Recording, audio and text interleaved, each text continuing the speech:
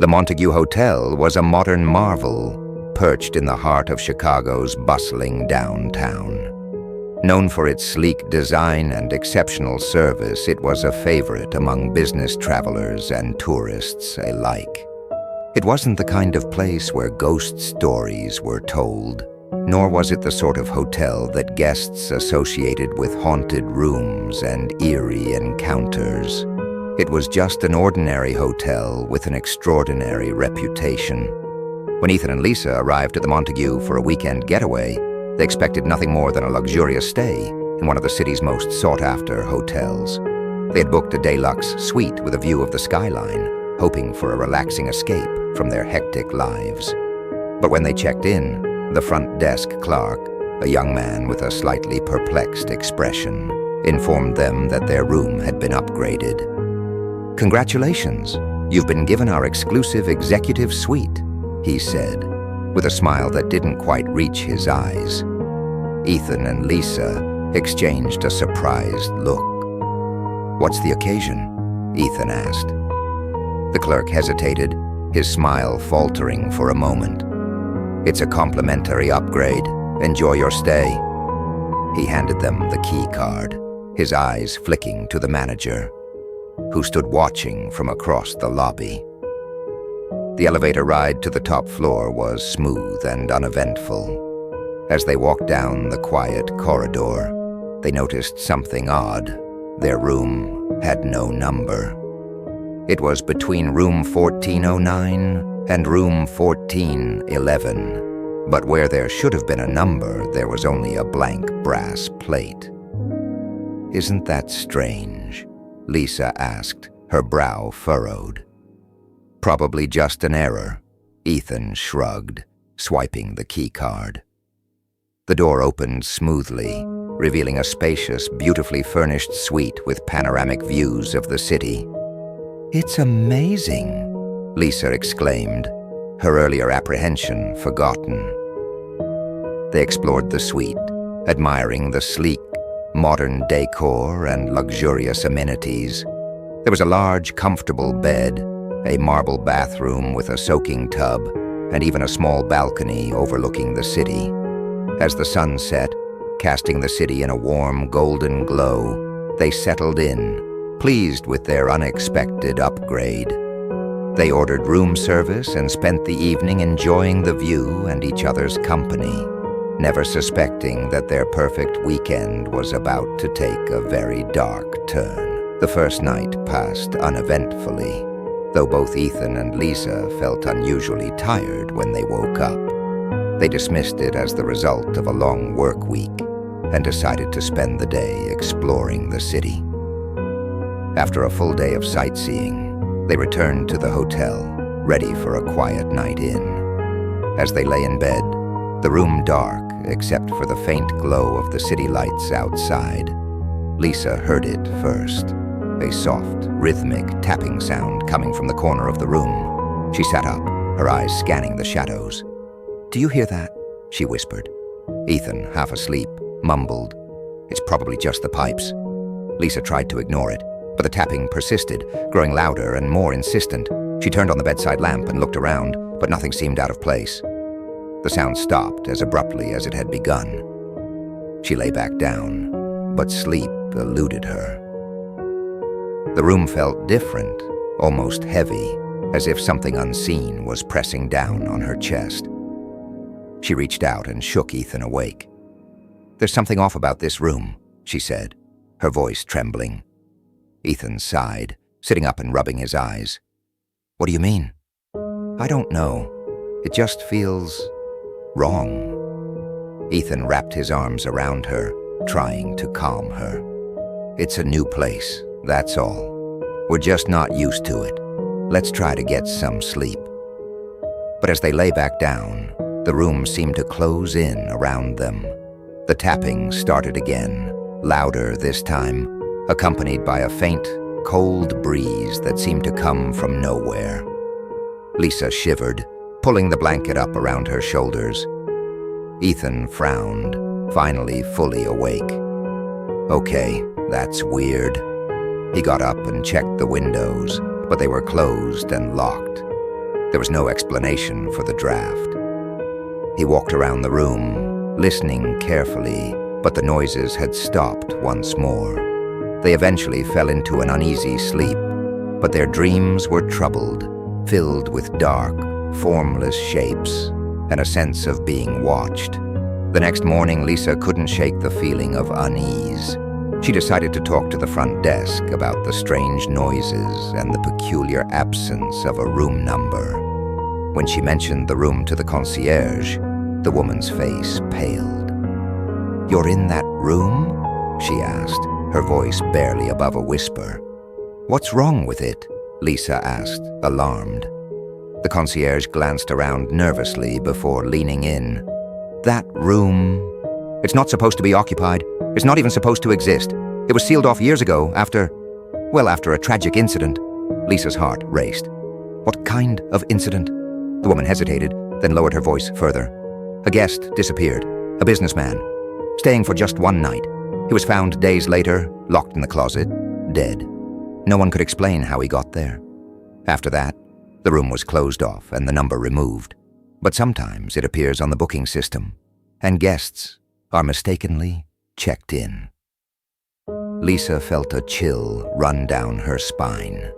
She thanked the concierge and hurried back to the room, where Ethan was waiting.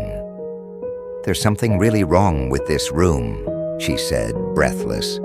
She relayed what the concierge had told her. Ethan looked skeptical but concerned. "That's crazy. They must be just trying to scare you." But as the day wore on, strange things began to happen. The television turned on and off by itself. The lights flickered even though the weather was calm, and every time they left the room, they returned to find objects moved, a glass out of place, the bed covers disturbed, the bathroom door ajar. That night, the temperature in the room plummeted. They huddled together under the blankets, the air thick with a sense of dread. The tapping returned, this time accompanied by a faint, muffled sobbing. Ethan got up, his patience frayed. "I'm going to call the front desk and demand another room," he said, reaching for the phone. But the line was dead. Lisa tried her cell phone, but there was no signal. The sobbing grew louder, filling the room with an unbearable sadness. They both turned to the closet, from where the sound seemed to emanate. "Don't," Lisa whispered, but Ethan was already moving toward the door. He opened the closet slowly, his breath visible in the icy air. Inside there was nothing but darkness. He reached in, feeling around, and his hand brushed against something cold and solid. He pulled back with a gasp as the sobbing stopped abruptly. They stood frozen, staring at the dark interior of the closet, and then the door slammed shut with a force that shook the walls. "We need to get out of here," Lisa said, her voice trembling. They grabbed their belongings and ran to the door, but it wouldn't open. No matter how hard Ethan pulled, the handle wouldn't budge. "We're trapped," he whispered, his face pale. The lights flickered and went out, plunging them into darkness. The temperature dropped further, and the air was filled with the sound of ragged breathing, as if someone, or something, was standing right beside them. Panic set in as they fumbled for the flashlight on their phone. In the weak beam of light, they saw it, a shadowy figure standing in the corner, barely visible but unmistakably there. It was tall, featureless, and exuded a sense of pure malevolence. "Who are you?" Ethan shouted, his voice cracking. The figure didn't move, but the air grew colder still, and the sense of dread intensified.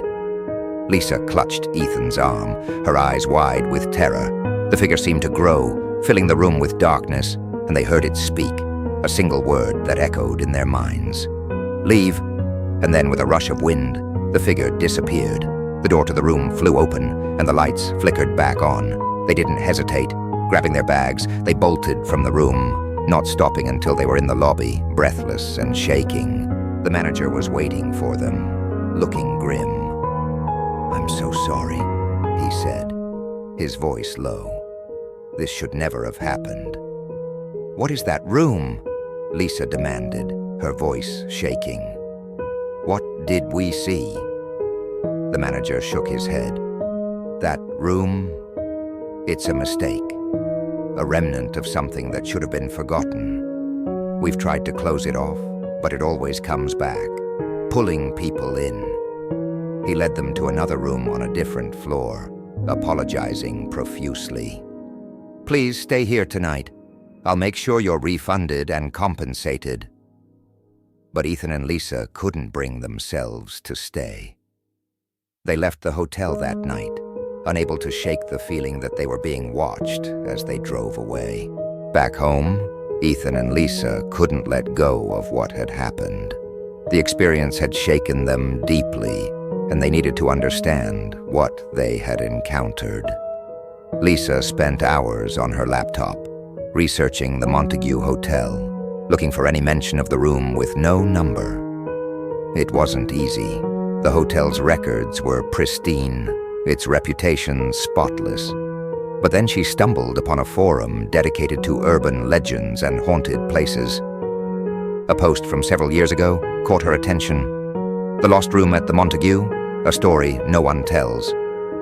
The post described a room that appeared and disappeared from the hotel's registry, a room with no number. It was said to be cursed, the site of a tragic death. The story went that a businessman, Thomas Blake, had checked into the hotel during its grand opening. He was found days later, dead in the closet, the door locked from the inside. His death was ruled a suicide, but there were rumors, whispers of a woman's voice heard crying in the night, of guests feeling a suffocating presence in the room. Lisa read on, her heart pounding. The post claimed that the hotel had sealed the room, removing its number, but that it sometimes resurfaced, appearing as an available suite, luring unsuspecting guests. She showed the post to Ethan, her hands shaking. "This is what we experienced." Ethan frowned, his face pale. "But why us? Why now?" They decided to reach out to the author of the post, hoping for more information.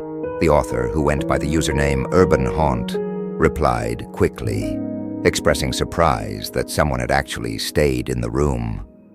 "I've been researching that room for years," the message read. "It's like a glitch in reality, a place that shouldn't exist. I think the presence there is trapped, replaying the moment of its death over and over. It pulls people in, trying to make them understand. But no one can, haunted by the thought of a spirit trapped in an endless loop of suffering. Ethan and Lisa knew they had to do something. They reached out to the hotel manager, who was initially hesitant to discuss the room any further. But when they mentioned their findings and their conversation with Urban Haunt, he reluctantly agreed to meet with them. They returned to the Montague, feeling a mix of dread and determination. The manager met them in his office, his expression guarded. "I don't know what you hope to achieve," he said, his voice tired. "But that room is dangerous. We've tried everything to seal it off, but it keeps coming back." "Who was Thomas Blake?" Lisa asked. The manager sighed, leaning back in his chair. "He was a wealthy businessman, one of the first guests to stay here when the hotel opened. He was troubled, going through a messy divorce. He came here to clear his head, but something happened. They found him in the closet, the door locked from the inside. There was no way he could have done it himself. After that, strange things started happening. We sealed the room, but it's like it has a mind of its own." "We want to help," Ethan said. "We think he's trapped, reliving his death over and over." The manager looked at them, a mixture of hope and fear in his eyes. "How?" "We need to go back in," Lisa said, her voice steady. "We need to show him that he's gone, that he can move on." That night, they returned to the room, escorted by the manager. He unlocked the door with a shaking hand, his face pale. "I'll be right outside," he said, his voice trembling. "If anything goes wrong..." Ethan and Lisa stepped inside, their hearts pounding. The room looked the same as before, eerily beautiful, but the air was heavy, the temperature already dropping. They stood together in the center of the room, holding hands. "Thomas," Lisa said softly, her voice echoing in the stillness. "We know what happened to you. We know you're still here." The room seemed to hold its breath, the air thickening. The mirror on the wall began to fog, and a figure appeared, vague and shadowy. But there, it moved toward them, the temperature plummeting. "We're here to help you," Ethan said, his voice shaking but firm. "You're dead, Thomas. You don't have to stay here anymore." The figure paused, as if confused. Then the sobbing began, soft and heart-wrenching. The closet door creaked open, revealing darkness beyond. Lisa took a step forward, her hand outstretched. "You can move on. You don't have to relive this." The figure turned toward the closet, its form trembling.